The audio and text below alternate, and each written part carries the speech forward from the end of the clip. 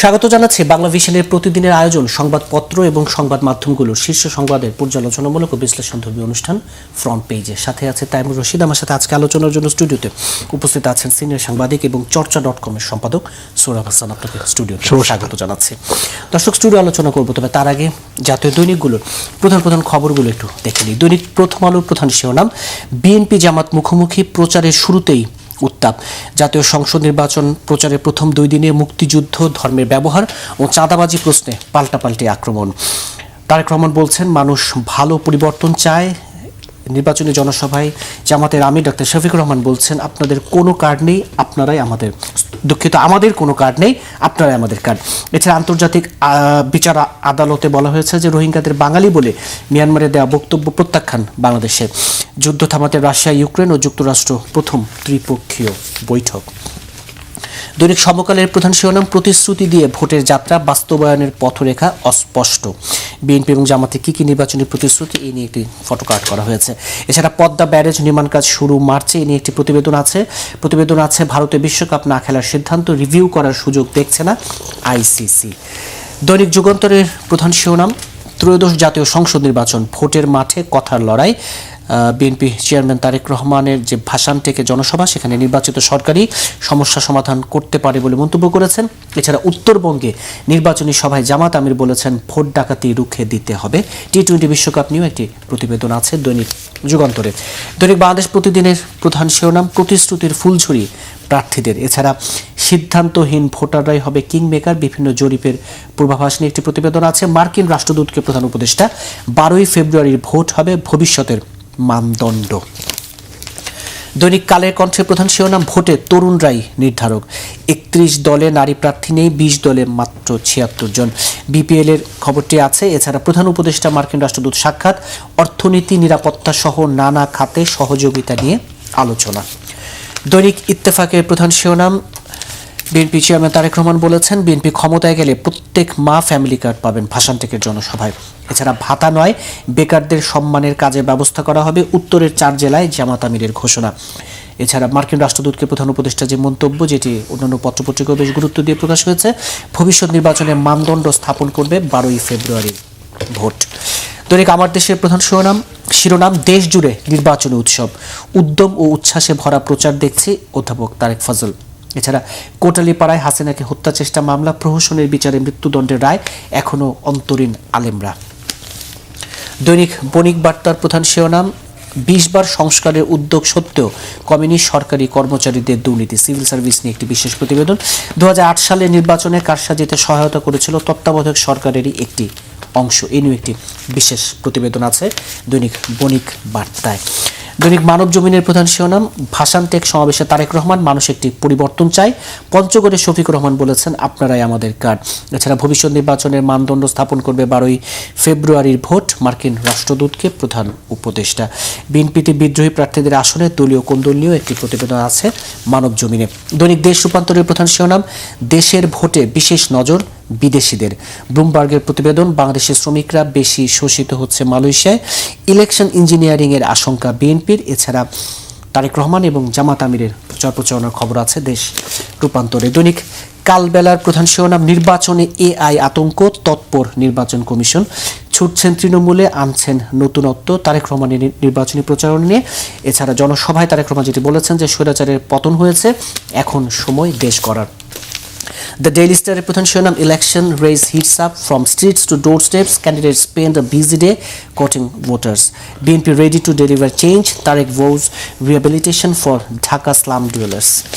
The New Age প্রধান শিরোনাম, rape incidents keep rising, over 9,000 rape cases filed in past 16 months. Patients wait but super specialized hospital lies ideal. Daily Observer এর প্রধান শিরোনাম, on the second day of 13th national election campaign, Tarek promises democracy if voted to power. Dr. Shafiq vows jobs, balanced development for neglected north, and Nahid accuses rival candidate of spreading misinfo. এই ছিল জাতীয় দৈনিকগুলোর প্রধান শিরোনাম। Studio আলোচনা শুরু করতে চাই Sohrab Hasan, senior সাংবাদিক। এই যে নির্বাচনী প্রচারণা আজকে তৃতীয় দিন, এই যে তারেক রহমান, ডক্টর শফিকুর রহমান, নাহিদ এবং মূলত যারা প্রধান পরিচিত এবার সামনের সারির মুখগুলো, তারা তো চষে বেড়াচ্ছেন। প্রত্যেকেই দাবি করছেন জনজোয়ার, মানুষের ভোটের পাল্লাটা তাদের দিকে ভারী, আসলে এবার জনজোয়ার কার পক্ষে? সেটা তো 12ই ফেব্রুয়ারি জানা যাবে। আর সব রাজনৈতিক দল বা প্রার্থী যখন মনে করবেন যে জয়ী হবেন না, তখন তো তিনি নির্বাচনী মাঠে থাকবেন না। সুতরাং জয়ী হওয়ার তো তাদের আকাঙ্ক্ষা এবং তার লক্ষ্যে কাজ করবেন, এটাই স্বাভাবিক। তবে এবারের নির্বাচনে দলীয় প্রার্থীরা নিজেরা কি করবেন বা দল কি করবে, তার চেয়েও বেশি অন্য দল কি খারাপ করেছে, কি করছে না, অতীতে কি করেছে, এইসব আলোচনাটা বেশি এসেছে। আর দেখুন, যখন এই নেতারা নির্বাচনে বলতে যাচ্ছেন যে সমালোচনা দোষারোপটা এবার বেশি, সমালোচনা দোষারোপটা বেশি শুরুতেই। এবং কেউ কেউ বলেছেন যে শীতের পাখি, কেউ বলেছেন যে মানে অতীতের কে কী করেছে এসব। তো অতীত নিয়ে দুই ধরনেরই আছে। বিএনপির পক্ষ থেকেও নানা কথা বলা হয়েছে, জামাত ইসলামের পক্ষ থেকেও। এখন আবার কেউ বলেছেন, জামাত ইসলামী বলেছেন যে আওয়ামী লীগ বিএনপি জাতীয় পার্টিকে দেখেছেন, এখন জামাতকে দেখেন। তো জামাতকে তো বাংলাদেশের মানুষকে দেখে না, সেটাও তো দেখেছে। তারা তো একটি সরকারের অংশীদার ছিল, সেই সরকার কতটা ভালো করেছিল এই প্রশ্ন আসবে। এই মুহূর্তে মানুষের সমস্যা কি? এই মুহূর্তে জ্বালানি সংকট, ঢাকার চুলায় গ্যাস জ্বলে না, এটা নিয়ে কিন্তু তারা খুব একটা বিচলিত নয় বা তারা কথাবার্তা তেমন বলছে না। দ্বিতীয় হচ্ছে দ্রব্যমূল্য ঊর্ধ্বগতি, এটা নিয়ে সাধারণ মানুষের যে সংকট, আইনশৃঙ্খলা পরিস্থিতি। এখন এটি তো আমরা আশা করেছিলাম যে রাজনৈতিক দলগুলো প্রতিটি আসন ভিত্তিক তারা একসঙ্গে কাজ করবেন এবং তারা একসঙ্গে ভোটও চাইতে পারেন, একসঙ্গে সভা করেও চাইতে পারেন। তাহলে কিন্তু এই এত জনসভারও প্রয়োজন হয় না, এত পাল্টাপাল্টিরও অবকাশ ছিল না। কিন্তু আমাদের রাজনীতি সে পুরানো ধারায় চলছে। গণ অভ্যুত্থানের পরে এত জুলাই কি বলে সনদ স্বাক্ষর হলো, তার পক্ষে গণভোট হচ্ছে, কিন্তু রাজনীতি পুরানো ধারায় চলছে। আপনি যদি রাজনৈতিক দলগুলোর মনোনয়ন দেখেন, সেখানে কিন্তু সেই কোটিপতিদের প্রাধান্য, সেই ঋণ খেলাপিদের প্রাধান্য, সেই দ্বৈত নাগরিকরাও নানা ফাঁক ফোকর দিয়ে প্রার্থী হচ্ছেন। এবং কোনো দলের পক্ষ থেকে নমনীয়ভাবে দেখতে বলা হয়েছে। এখানে নমনীয় আর কঠোর তো না, আইন কি বলে। বাংলাদেশের আইনে দ্বৈত নাগরিক নির্বাচন করতে পারেন না, তিনি জনপ্রতিনিধি হতে পারেন না। কিন্তু আমরা হচ্ছে, অতীতেও হয়েছে, এবারেও হবে। ঋণ খেলাপি এটি তো কোনো দল, সংস্থা এবং নির্বাচন কমিশন সংক্রান্ত সংস্কার কমিশনও তারা প্রস্তাব দিয়েছিল অন্তত 6 মাস আগে তাদের খেলাপি ঋণ মুক্ত হতে হবে অর্থাৎ। কিন্তু এখন আমরা দেখেছি যে মনোনয়ন জমা দেওয়ার বা প্রত্যাহারের আগের দিন তারা কি বলে 2% আর ঋণের টাকা জমা দিয়ে এমনও বলা হয়েছে যে ঋণটা পরিশোধ করে দিয়েন, প্রার্থীতা চূড়ান্ত করে দিলেন। হ্যাঁ, সেটা জানি না, এটা তো করতে পারেন না, এটা নির্বাচন কমিশনের বা রিটার্নিং কর্মকর্তা এই কথা বলতে পারেন না। এটা বলার অর্থ হচ্ছে তিনি ওই প্রার্থীর পক্ষে অবস্থান নিয়েছেন বা একটা অন্যায় কাজকে সমর্থন করছেন। মানে এক ধরনের, ঠিক আমরা যে পরিবর্তনটা চেয়েছি সে পরিবর্তন দেখছি না। যদিও বিএনপির চেয়ারম্যান তারেক রহমান বলেছেন আমরা ভালো পরিবর্তন চাই। আর পরিবর্তন মানুষ চাইলে তো হবে না, রাজনৈতিক দলের নেতারা চান কিনা। জি, একটি বিশ্লেষণ সব পত্রপত্রিকাতে আছে যে এই যে প্রচারের আজকে তো 3য় দিন, যেহেতু এখনো শুরু হয়নি, গত 2 দিনেই মুক্তিযুদ্ধ, ধর্মের ব্যবহার, চাঁদাবাজি, এই জায়গাগুলোকে খুব হাইলাইট করা হয়েছে এবং একে অন্যের এটার অর্থই হচ্ছে যে জনজীবনের এই মুহূর্তে যে সমস্যা সেটাকে আড়াল করা বা সেটা দিকে দৃষ্টি না দিয়ে পুরনো ঘটনা এবং সেই আগের ধারায়। তবে এখানে কিছু কিছু বিষয়, ঐতিহাসিক বিষয় তো সমাধান হওয়া উচিত। 71 নিয়ে তো কোনো বিতর্ক থাকা উচিত না। 71 নিয়ে যারা প্রশ্ন তোলেন তাদেরও জনগণের প্রশ্ন তোলা উচিত যে তাহলে মুক্তিযুদ্ধই যদি না থাকে, এটা মুক্তিযুদ্ধ হিসেবে যদি স্বীকারই না করা হয়, তাহলে তো বাংলাদেশই থাকে না। এটি একটি। দ্বিতীয় হচ্ছে যে দুর্নীতি, চাঁদাবাজি, এটি রাজনৈতিক নেতৃত্বেরই উচিত যে তার দলের কেউ না করে। বিএনপির জন্য একটি বড় মাথা ব্যথার কারণ হবে যে বিদ্রোহী প্রার্থী। আপনি দেখেছেন যে প্রায় 92 জন তাদের বিদ্রোহী প্রার্থী। এই বিদ্রোহী প্রার্থীরা এটা যে শুধু মিত্র দলের, তো তারা দিয়েছে 8-10টি আসনে মিত্র দলের প্রার্থী দিয়েছে, সেখানেই সীমাবদ্ধ নয়। অর্থাৎ তাদের মনোনীত প্রার্থী বা মিত্র দলের প্রার্থীর বিপরীতে বিদ্রোহী প্রার্থী এবং একাধিক প্রার্থীও আছে কোথাও কোথাও। তো এটি তো তারা এখন তো আনুষ্ঠানিকভাবে হেভিওয়েট স্বতন্ত্র প্রার্থী আছেন। হ্যাঁ, হেভিওয়েট তো হয়েছে কি, এই দল এখানে দুটো বিষয়, দলই তাদের তৈরি করেছে। দল ছাড়া তারা এই হেভিওয়েট মিলেনিয়ারও হতে পারতেন না। এখন দল, এখানে দুটো বিষয় আছে। একটা হচ্ছে যে দল কি তাহলে মনোনয়নে ভুল করেছে, অর্থাৎ যে জনপ্রিয় প্রার্থী, জনপ্রিয় নেতা তাকে মনোনয়ন না দিয়ে অজনপ্রিয় নেতাকে দিয়েছে, তাহলে এটা দলের ভুল সিদ্ধান্ত। আরেকটি হচ্ছে যে দল সঠিক সিদ্ধান্ত নিয়েছে, জরিপ করেছে বা অন্যভাবে যাচাই বাছাই করেছে, তারপর কিন্তু যার মনে হলো যে তিনি জনপ্রিয় এবং তিনি এটা মানলেন না, বঞ্চিত হলেন। মানে তাহলে তো দলের যে শৃঙ্খলা থাকা দরকার, সে বিএনপির মতো দলে সেটা তো যথেষ্ট ঘাটতি মনে হচ্ছে এবং এটি কিন্তু নির্বাচনী ফলাফলে প্রভাব ফেলবে। আসিফ মাহমুদ সজীব ভূঁইয়া, যিনি এখন এনসিপি নির্বাচন পরিচালনা কমিটির চেয়ারম্যান, তিনি বেশ বলিষ্ঠ কণ্ঠে বলছেন যে এবার ভোটের হিসাব নিকাশ এবার বদলে যাবে। আসলে কি বদলাবে? মানে আবার একই কথা, কারণ নেতারা তো বলবেনই, তার পক্ষেই বলবেন, এবং হিসাব নিকেশ বদলে যাবে, বদলে দেবেন কে? বদলে দেবে জনগণ, ভোটাররা।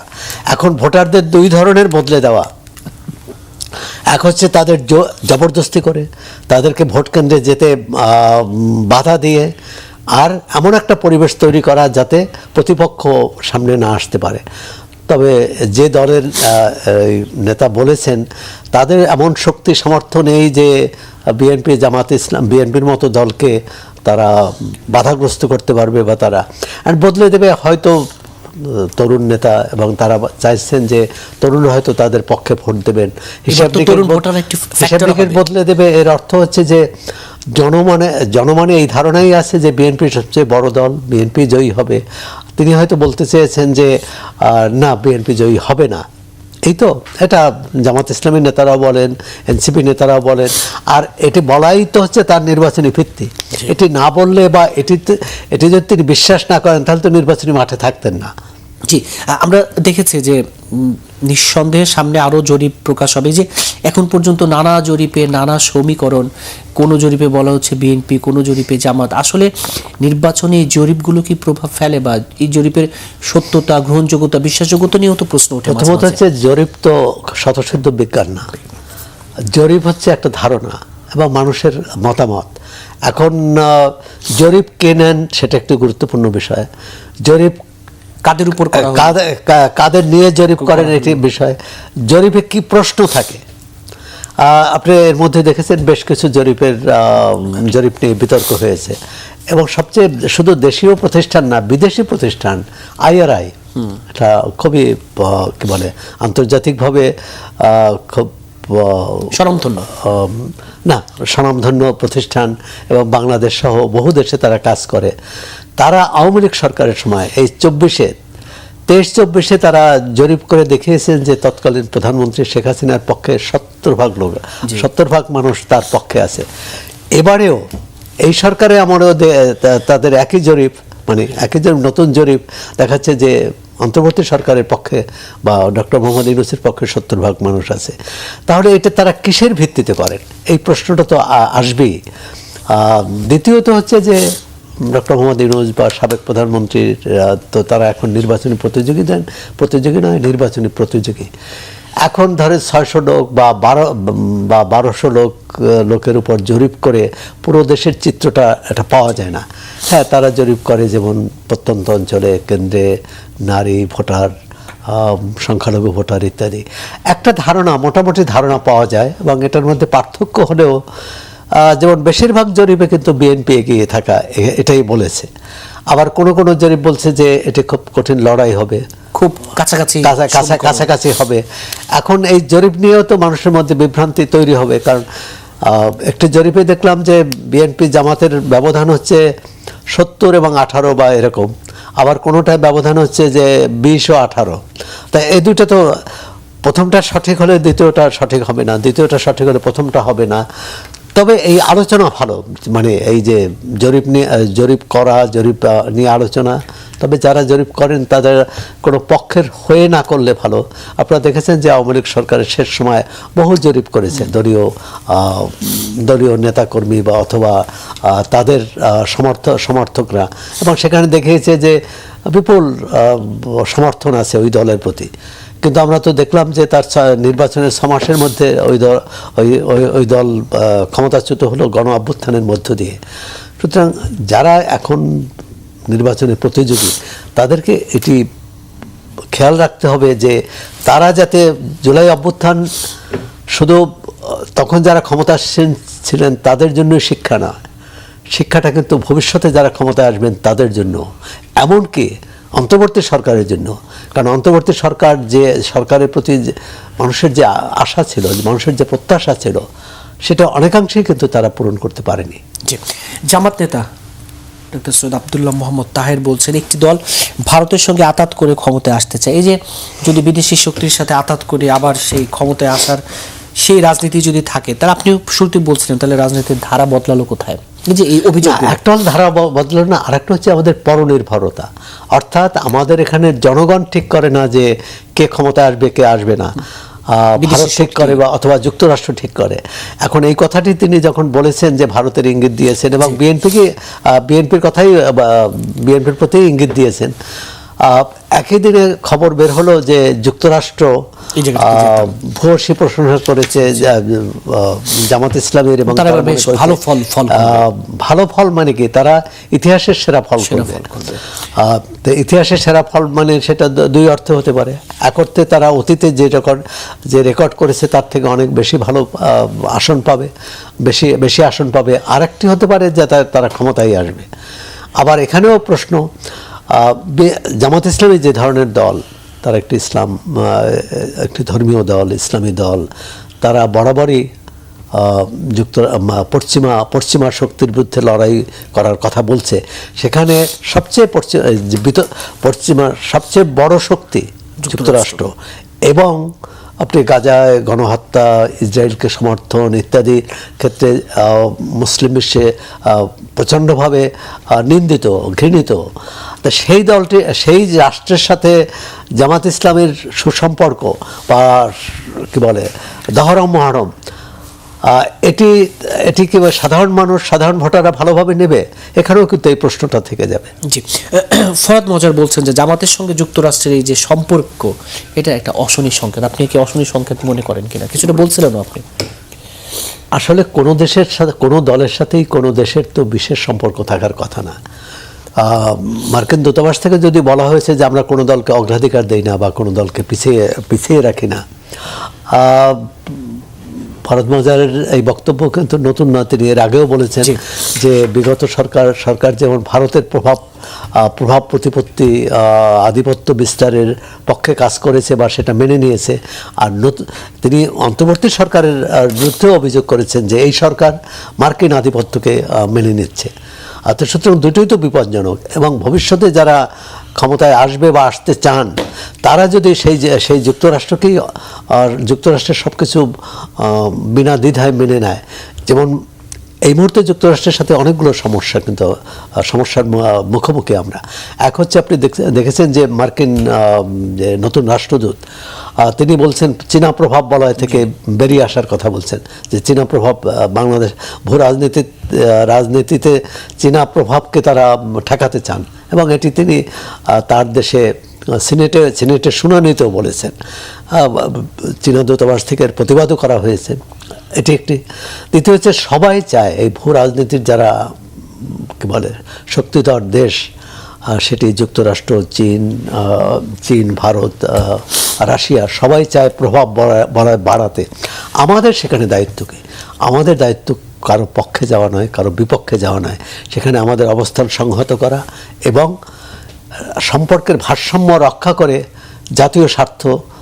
অধিকতর জাতীয় স্বার্থ আদায় করার চেষ্টা। যে এখনো রাজনীতির মাঠে এই আলোচনাটা আছে যে নির্বাচন নিয়ে শঙ্কা, নির্বাচন হবে কি হবে না, নির্বাচন বানচালের পায়তারা, যেরকম জুনায়েদ সাকি আজকে পত্রপত্রিকা আছে যে নির্বাচন বানচাল করতে দেশি বিদেশি ষড়যন্ত্র, এইসব ষড়যন্ত্র কি কাজে দেবে দিন শেষে?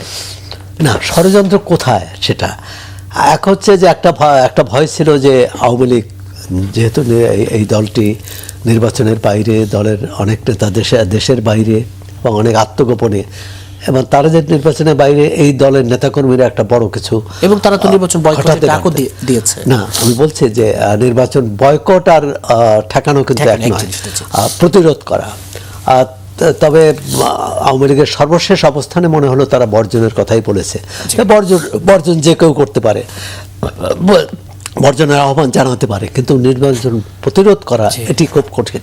আর প্রতিরোধ করার আহ্বান জানালেও কেউ মাঠে থাকলেও, আপনি দেখেছেন যে 2014 সালের নির্বাচনে বিএনপি সহ প্রায় সব বিএনপি, জামাত ইসলামী সহ অনেক বিরোধী দল প্রতিরোধ করেছিল।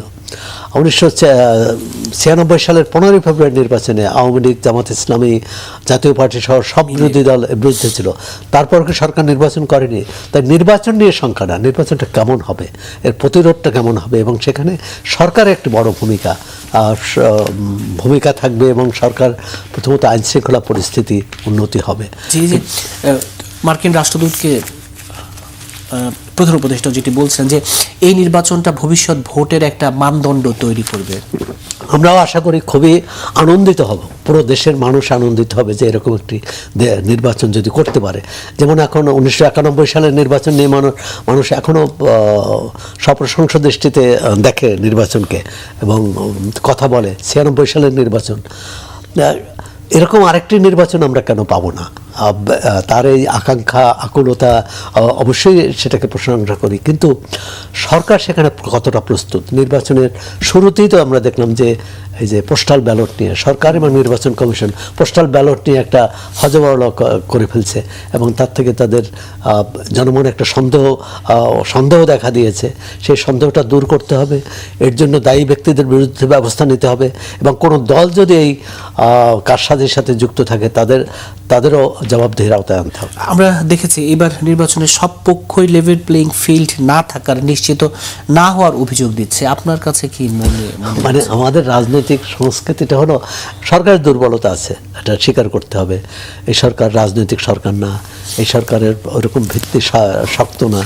আবার যে রাজনৈতিক দলগুলোর সমর্থন নিয়ে এসেছিল তাদের মধ্যে এত ভাগাভাগি, এত প্রতিদ্বন্দ্বিতা, তাতে সরকার দুর্বলতা আছে। কিন্তু যে বিষয়টি হচ্ছে এই যে সবাই নিরপেক্ষ নয় বলে অভিযোগ করেছে সরকার, বা কারো প্রতি পক্ষপাত করছে বলে অভিযোগ করেছে, এর কারণ হচ্ছে সবাই চায় যে সরকার আমার সুবিধা হয় এরকম কাজ করবে, এরকম সিদ্ধান্ত নেবে।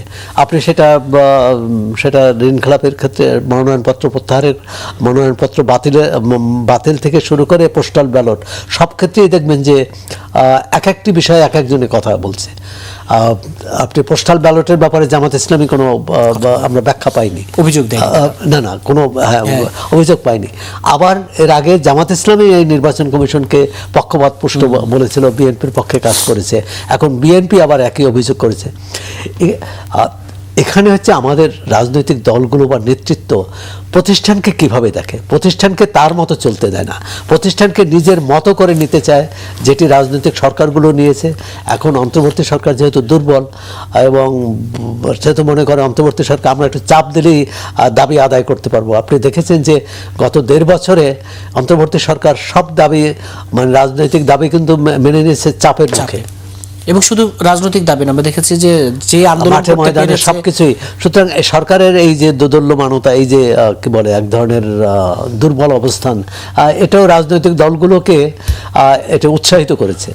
জি, আরেকটি বিষয় একটু মন্তব্য করতে চাই। আমরা দেখেছি যে নির্বাচনী প্রচারণায় গতকাল ঠাকুরগাঁওয়ের নিজ জেলায় মির্জা ফখরুল ইসলাম আলমগীর একটি মন্তব্য বেশ গণমাধ্যমে বেশ ফলাও করে প্রচার হয়েছে। তিনি নানা বক্তব্য দিয়েছেন, তার এক ফাঁকে বলছেন যে যারা অন্যায় করেননি, অর্থাৎ আওয়ামী লীগের যারা, তিনি তার নিজের এলাকার কথাই বলছেন, নিঃসন্দেহে তাদের শাস্তি হবে না, তিনি হতে দেবেন না, এবং তারা যেন বিপদে না পড়েন এমন আশ্বস্ত করেছেন। যদি এটি নিয়ে নানাভাবে আবার সামাজিক যোগাযোগ মাধ্যমে ট্রল করা হচ্ছে, এই জায়গাগুলোকে কিভাবে দেখুন? যারা অন্যায় করেনি তাদের মধ্যে ব্যবস্থা নেওয়া হবে, তাদের শাস্তি হবে, এটা আমরা ভাবি কেন? ভাবি এই কারণে যে আওয়ামী লীগ একটি দল, সেই দল ক্ষমতায় ছিল, সেই দলের নেতারা বা মন্ত্রীরা অন্যায় করেছে, জেল জুলুমের শিকার হয়েছে বিরোধী দল। সুতরাং পুরো দলকে কি করা হবে? পুরো দলকে বাংলাদেশ থেকে ধূলিসাৎ করা হবে? এটা তো সম্ভব না। কার্যক্রম নিষিদ্ধ করেছে এবং প্রধান উপদেষ্টা বারবার কিন্তু আপনি দেখেছেন আল জাজিরার সঙ্গে সাক্ষাৎকারে তিনি বারবার বলছেন যে আমি দল তো নিষিদ্ধ করিনি, দল যে কোনো সময় রিভাইভ হতে পারে। তো এটি বলেছেন। এখন আমরা গণতন্ত্র হচ্ছে একসঙ্গে চলা, সবাই মিলে কিছু করা। এখন আওয়ামী লীগ যে নীতি নিয়েছিল যে আওয়ামী লীগের বাইরের সব লোককে গণতান্ত্রিক প্রক্রিয়ার বাইরে রাখতে চেয়েছিল, আমরা যদি একই কাজ করি ভবিষ্যতে নির্বাচনে যদি সেটা প্রতিফলিত হয় তখন কিন্তু সংকটটা কাটবে না, বরং সংকট ঘনীভূত হবে। সেক্ষেত্রে আমি মনে করি বিএনপি মহাসচিবের এই বক্তব্য বাঁকা চোখে দেখার সুযোগ নেই। আরো অনেকেই বলেছেন, এমনকি এটি তো জামাত ইসলামের নেতাদের বিরুদ্ধে অভিযোগ আছে। দেখেছি যে তারা বলেছে যে তারা নির্বাচিত হলে এখানে যারা মানে নির্দোষ যারা তাদের হবে, কিন্তু এই জায়গাগুলো নিয়ে বেশ মানে রাজনীতিতে বেশ এটা তো হবে, যে যার রাজনৈতিক সুবিধা নেওয়ার চেষ্টা করবে ভোটারদের। আমাদের রাজনীতির তো এটি বড় দুর্বলতা যে প্রতিপক্ষের উপর আক্রমণ করে, প্রতিপক্ষকে নাজেহাল করে, ঘায়েল করে আমি জনসমর্থন চাই, কিন্তু আমি কি করব? এটি হচ্ছে রাজনৈতিক এক ধরনের দেউলিয়ত্ব, দার্শনিক দেউলিয়ত্ব, যে তার নিজের ভাড়ারে পুঁজি নেই, সে অন্য কি করছে সেটাই তার রাজনীতির পুঁজি। জি, আবার একটু ওই জায়গায় যাই, এই যে আমরা দেখেছি যে যদি বিএনপি এবং জামাতকেই বলি, বিএনপি যে ফ্যামিলি কার্ড এবং বেশ কিছু কার্ড নিয়ে তারা যে কথা বলছে, জামাত আবার এটাকে বেশ তীর্যকভাবে দেখছে, এই জায়গাগুলোকে কিভাবে দেখছে? না, এটা নিয়ে তো আলোচনা হতেই পারে। এখনো আনুষ্ঠানিক নির্বাচনী ইশতেহার কেউ দেয়নি। একটি মোটামুটি ধারণা আমরা পেয়েছি জামাতের সামিট থেকে যে তারা কি করতে চায়। বিএনপির নির্বাচনী ইশতেহারেরও একটি কালকে সমকালেই দেখলাম যে তাদের ধারণা পাওয়া গেল। ভালো, এই ধারণা নিয়ে খুব বিতর্ক নয়, কারণ নির্বাচনে এ পর্যন্ত যারাই নির্বাচনে অংশ নিয়েছে সবাই ভালো ভালো কথা বলছে। প্রশ্ন হচ্ছে যে সেটি বাস্তবায়ন, আর অন্য কিছু দরকার নেই। তারা এই প্রতিশ্রুতি দেখ যে বিচার বহির্ভূত হত্যা হবে না, তারা এই প্রতিশ্রুতি দেখ যে বিরোধী দলের প্রতি দমনপীড়ন চালানো হবে না, তারা এই প্রতিশ্রুতি দেখ যে প্রশাসন আইনশৃঙ্খলা রক্ষাকারী বাহিনীকে দলীয় কাজে ব্যবহার করা হবে না, তাহলেই কিন্তু অনেক সমস্যার সমাধান হয়। জি, আপনি বলছিলেন যে নির্বাচনী ইশতেহার ঘোষণা হলে প্রতিশ্রুতি কে কোন দিকে যাবে সেটা ঠিক আছে, কিন্তু ভোটের মাঠে এবার ধর্মের ব্যবহারটাকে একটু বেশি বাড়াবাড়ি বা অন্যভাবে দেখছেন কিনা? না, অন্যবার আরো বেশি হয়েছে। হ্যাঁ, এখন সব দল অংশ নিয়েছে। এবার আমি বলবো যে জামাত ইসলামী কিন্তু একটু বেশ কৌশলী অবস্থান নিয়েছে। তারা কিন্তু ধর্মের কথা বরং কম বলে। অন্যেরা জামাতকে ধর্মভিত্তিক দল এবং ধর্মীয় তাদের যে আচরণ, ধর্মীয় তাদের যে গঠনতন্ত্র নিয়ে সমালোচনা করে। জামাত তো বলছে ইনসাফ চায়, জামাত বলছে সৎ লোকের শাসন চায়, চাঁদাবাজি দুর্নীতি বন্ধ করতে চায়। তো এর সঙ্গে তো কারো দ্বিমত থাকার কথা নয়, বরং জামাত ইসলামী যদি এটা জোর দিত বা অন্য কোনো ধর্মীয় দল বা সবাই মিলে যে জোর দিত যে এখানে শরিয়া আইন করতে হবে, তখন সেকুলার রাজনৈতিক দল রাজনীতি যারা করে, সেটা বিএনপি, এনসিপি, বাম দল, তাদেরও কিন্তু অনেকটা ভোটারদের তুষ্ট করতে এক ধরনের আত্মরক্ষামূলক বক্তব্য দিতে হতো। আর যেমন এর মধ্যে বিএনপির মহাসচিব তো একটি বক্তব্যে বেশ আগে বলেছেন যে কোরআন সুন্নাহ বিরোধী আমরা কোনো আইন করব না। এখন বিরোধী আইন করা আর কোরআন সুন্নাহর ভিত্তিতে আইন করা দুটোর মধ্যে পার্থক্য আছে। আমি মনে করি এখানেও এই রাজনৈতিক দলগুলো এই পাল্টাপাল্টি থেকে এ কারণে একটা সবচেয়ে আদর্শ অবস্থান হতে পারতো যে যুক্তরাষ্ট্রে যেরকম হয় যে ডিবেট, আমাদের যে একটি নির্বাচনী আসনে যে 10 জন প্রার্থী থাকে তারা এক মঞ্চে বসে তার যার বক্তৃতা দেব এবং পাশাপাশি যখন কথা বলবে তখন কিন্তু শিষ্টাচার মেনে বলতে হয়, অন্তত সম্বোধন করতে হয়। এই রাজনৈতিক অর্থাৎ উন্নত রাজনৈতিক সংস্কৃতিটা খুবই জরুরি। আমরা জানি যে এই গণ অভ্যুত্থানের পরে আমাদের একটা নতুন স্বপ্ন আছে, নতুন বাংলাদেশের স্বপ্ন আছে। সেই জায়গায় তো গণভোটের প্রশ্নটি, আপনার কাছে কি মনে হচ্ছে যে এই গণভোট নিয়ে সরকার তরফ থেকে নানা প্রচার প্রচারণা আছে, কিন্তু রাজনৈতিক দলগুলোর আজকে পর্যন্ত যদি বলি যে 2 দিনের প্রচার প্রচারণায় গণভোট নিয়ে কি তেমন কাজ দেখেছে? একমাত্র এনসিপি দেখলাম যে গণভোটের হায়ের পক্ষে আর সরকারি প্রশাসন যন্ত্র। আর জামাত ইসলামী খুব যে এটা নিয়ে, কারণ তাদের প্রার্থীদের জয়ী করে আনাই তাদের প্রধান লক্ষ্য, বিএনপির ক্ষেত্রেও। এবং বিএনপি তো এক ধরনের নিষ্পৃহতা আছে, যদিও তারা বলেছেন যে আমরা গণভোটে হায়ের পক্ষেই, কিন্তু হায়ের বিপক্ষে তো তাদের যাওয়ার সুযোগও নেই, কারণ তারা জুলাই সনদে সই দিয়ে আসছে। বিএনপির যেটা আপত্তি, এবং সেটা অনেকেই বলেন যে একই দিনে গণভোট এবং জাতীয় সংসদ নির্বাচন হওয়াটা কতটা সমীচীন হয়েছে, কারণ এক হচ্ছে এই প্রশাসনিক দক্ষতা বা এই অভিজ্ঞতা বর্তমান নির্বাচন কমিশনের নেই, প্রশাসন দুর্বল, আইনশৃঙ্খলা রক্ষা বাহিনী কতটা সবল হবে সেই নিয়ে প্রশ্ন আছে, সক্ষমতা নিয়ে প্রশ্ন আছে। দ্বিতীয় হচ্ছে রাজনৈতিক দলগুলো এত বিভক্ত, এত তারা পরস্পর বিরোধী অবস্থানে, যেক্ষেত্রে এই গণভোটের মতো একটা গুরুত্বপূর্ণ বিষয় কিন্তু হারিয়ে যাচ্ছে। এখন শেষ পর্যন্ত কিন্তু সরকারই দায়িত্বটা নিয়েছে। এটা নিয়েও আবার আইনজ্ঞদের মধ্যে প্রশ্ন আছে যে সরকার এটা পারে কিনা, এবং সরকারের পক্ষ থেকে ব্যাখ্যাও দেওয়া হয়েছে যে পারে, কিন্তু শেষমেশ বিতর্কটা থেকেই গেল। তাহলে আপনার কাছে কি মনে হচ্ছে, আমি শুরুতে যেটা বলছিলাম যে গণ অভ্যুত্থানের যে স্বপ্ন, নতুন বাংলাদেশের পথ চলার জন্য যে স্বপ্ন দেখেছিলাম, সেই জায়গাটিতে আসলে তাহলে কি গণ অভ্যুত্থানের যে স্বপ্ন, যে আকাঙ্ক্ষা, সেটি তো একটি কাগজে লেখার মধ্যেই সীমাবদ্ধ না, সেটি মানুষের প্রতি জীবনের। আমরা গণ অভ্যুত্থানের পর গত দেড় বছরে আমরা কি পরিবর্তন দেখেছি। রাজনৈতিক সংস্কৃতিতে পরিবর্তন দেখিনি, আমলাতন্ত্রে পরিবর্তন দেখিনি, শিক্ষা প্রতিষ্ঠানে পরিবর্তন দেখিনি, স্বাস্থ্যসেবায় পরিবর্তন দেখিনি। তো এক ধরনের আমরা যদি জুলাই সনদে সবাই মিলে বললাম, তাহলে এই পরিবর্তনটা হয়ে গেল। একটা হচ্ছে যে হ্যাঁ, ভবিষ্যতে রাষ্ট্র কাঠামো পরিচালনার ক্ষেত্রে এখানে যে গুরুত্বপূর্ণ বিষয়টা যে সরকারি দল ও বিরোধী দল একসঙ্গে কাজ করবে, যেটি আমাদের অতীতের দৃষ্টান্ত নেই। সেটা করলে ভালো, কিন্তু পরিবর্তন সেটি কিন্তু প্রথম পরিবর্তন করতে হবে ব্যক্তিকে, তারপর দলকে, তারপর আমরা সরকার বা রাষ্ট্রের কথা ভাবতে পারি। আমরা এখন যে পথে হাঁটছি, সেই পথে হেঁটে পরিবর্তনের ব্যাপারে আপনি আশাবাদী কিনা? এটা রাজনৈতিক দলগুলো যদি নিজেদের বদলাতে চায়, আমরা কিন্তু সেরকম কোনো খুব একটা দৃশ্যমান নয়। রাজনৈতিক প্রচার প্রপাগান্ডা আগের মতোই চলছে, একে অপরের বিরুদ্ধে বিষোদ্গার করছে।